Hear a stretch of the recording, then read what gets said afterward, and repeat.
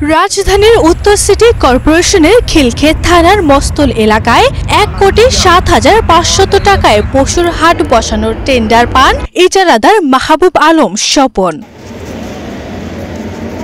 কিন্তু ওই মাঠ ছেড়ে পাশের গ্রাম ডুমনিতে হাট বসিয়েছেন ইজারাদার। এতে রাজস্ব হারাচ্ছে সরকার, এমনটাই অভিযোগ করছেন স্থানীয়রা।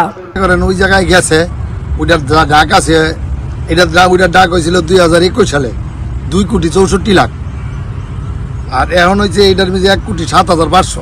এই বছর এই জায়গা ডাকাইছে, কিন্তু এখন এই জায়গা আর হয় না, কি ব্যাপার হয় না, কই গেছে তা আমরা সত্যি বলবো। তবে ইজারাদারের দাবি, বরাদ্দকৃত মাঠের জমি মালিকের আপত্তি থাকা, যোগাযোগ ব্যবস্থার সুবিধা না থাকা সহ বিভিন্ন অসুবিধা বিবেচনায় পাশের একটি মাঠে হাট বসানো হয়েছে।